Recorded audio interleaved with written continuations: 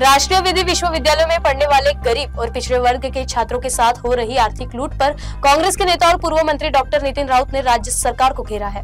राज्यातील विद्यार्थ्यांच्या अत्यंत गंभीर व मानसिक त्रास देणाऱ्या समस्येकडे मी आपल्या माध्यमातून सरकारचे लक्ष वेधू इच्छितो।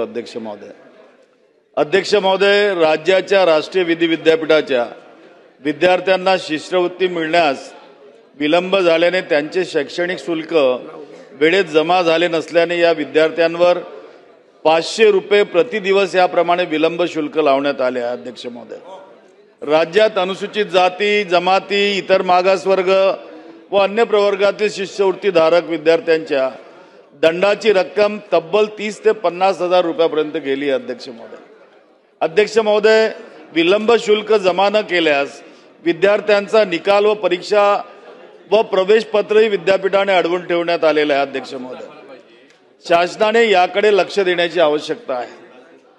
अध्यक्ष महोदय, केंद्र व राज्य शासनाकडून विद्यार्थ्यांना शिष्यवृत्ती दिली जाते, परंतु दरवर्षी वेळेत शिष्यवृत्ती मिळत नसल्याने अंतिम वर्षाच्या विद्यार्थ्यांना शिष्यवृत्ती न मिळाल्यास अनेकदा कागदपत्रांची अडवणूक सुद्धा केली जात असल्यामुळे विद्यार्थ्यांमध्ये मानसिक त्रास सहन करावा लागतो आणि अध्यक्ष महोदय, त्यांच्या पुढच्या अभ्यासक्रमासाठी त्यांना प्रवेश सुद्धा त्या ठिकाणी मिळत नाही।